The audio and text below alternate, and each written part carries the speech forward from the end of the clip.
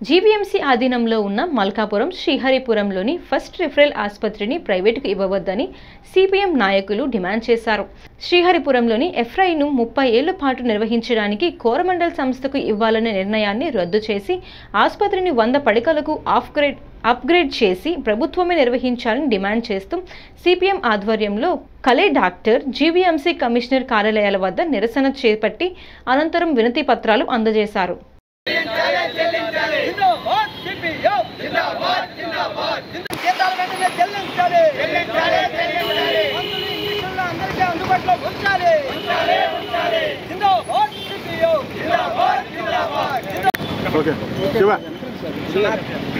నా పేరు T Paidiraju, Malkapuram zone కార్యదర్శి.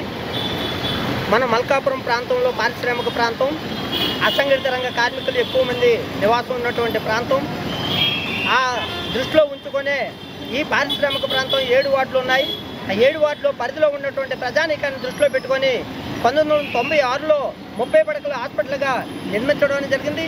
ఈ హాస్పిటల్ ఉండటం వల్ల అక్కడ ఉన్నటువంటి ప్రజానీకానికి కొంత వైద్యం సదుపాయం ఫ్రీగా అందుబాటులోకి రావడం అనేది జరిగింది. ఇప్పటికే మన కరోనా టైంలో కానీ, జ్వరాలు వచ్చేటప్పుడు కానీ హాస్పిటల్ ఇంకెక్కడా లేదు. వైద్యం అందుతుంది. అటువంటి వైద్యం అందిస్తున్నటువంటి హాస్పిటల్ని ఇప్పుడు ప్రైవేటీకరణ చేయడం కోసం పూనుకుంటున్నారు. ఆ ప్రాంతంలో పారిశ్రామిక ప్రాంతం కనుక కోరమండలం నుండి విపరీతమైనటువంటి కాలుష్యం వెదజల్లుతున్నారు. ఆ కోరమండల యాజమాన్యం నుండి ఏదైతే మనం రావాల్సినటువంటి నిధులను కేటాయించి ఈ హాస్పిటల్ అభివృద్ధి కోసం కేటాయించాలి. అటువంటి కేటాయింపులు చేయకుండా కోరమండల యాజమాన్యానికి డైరెక్ట్గా ప్రైవేటీకరణ చేసి ఫీజులు వసూలు చేసుకోండి అని కమిషనర్ గారు చెప్పడం ఇది దుర్మార్గం. ఇప్పటికైనా ఎమ్మెల్యే గారు గతంలో ఎన్నికల ముందు హామీ ఇచ్చారు. 30 పడకల హాస్పిటల్ను 100 పడకలుగా అప్గ్రేడ్ చేస్తాం, మెరుగైనటువంటి వైద్యం అందిస్తాం, అధునాతనటువంటి వైద్యం అందిస్తామని చెప్పారు. ఇచ్చిన మాటని ఎమ్మెల్యే వెంటనే నిలబెట్టుకోవాలి. లేదనుకుంటే పెద్ద ఎత్తున కార్మిక వర్గం చేత, ప్రజల చేత పోరాటానికి సిద్ధం అవుతాని. ఎం జగ్గినాయుడు, సిపిఎం విశాఖ జిల్లా కార్యదర్శి.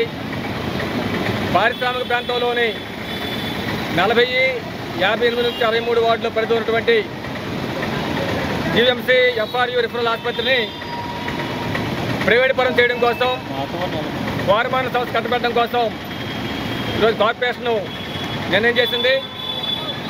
అలాగే ఉచితంగా ఇంతవరకు వైద్య సేవలు అందిస్తున్న ఆసుపత్రిలో ఫీజులు వసూలు చేసుకోమని చెప్పని కోరమండల సంస్థ యాజమాన్యానికి జీఎంసీ కమిషనరు సలహా ఇచ్చారు. ఇది పూర్తిగా ప్రజా వ్యతిరేక చర్య, సాధారణ ప్రజానీకానికి, సామాన్యులకు వైద్యాన్ని దూరం చేసే చర్య. కాబట్టి ఈ నిర్ణయాన్ని వెంటనే రద్దు చేసి ఈ ఆసుపత్రిని 30 పడకల నుంచి 100 పడకలకు అప్గ్రేడ్ చేసి దాదాపు 2 లక్షల మంది ప్రజానీకానికి ఈ వైద్యాన్ని అందుబాటులో ఉంచాలని చెప్పని సిపిఎం పార్టీగా డిమాండ్ చేస్తున్నాం.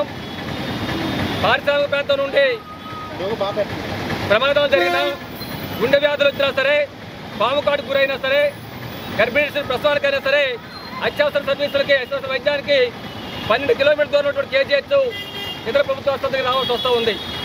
దీనివల్ల అనేక మంది సకాలంలో వైద్యం అందక మధ్యలోనే చనిపోతూ ఉన్నారు.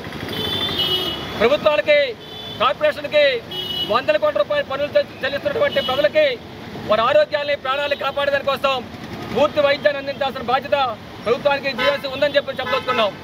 అందుకని విశాఖపట్నం వెస్ట్ ఎమ్మెల్యే గణబాబు గారు వెంటనే జోక్యం చేసుకొని గతంలో ఇచ్చిన హామీ ప్రకారంగా 30 పడకల ఆసుపత్రిని 100 పడకలకు అప్గ్రేడ్ చేసి అధునాతన ల్యాబ్ సదుపాయాలు, అన్ని రకాల మందులు అందుబాటులో ఉంచే విధంగాను, స్పెషలిస్ట్ డాక్టర్ని నియమించే విధంగాను, 2 లక్షల మంది ప్రాణాలను, వాళ్ళ ఆరోగ్యాన్ని కాపాడుకునే విధంగాను ఈ ఆసుపత్రిని నడపాలని, ప్రభుత్వం నడపాలని డిమాండ్ చేస్తున్నాం.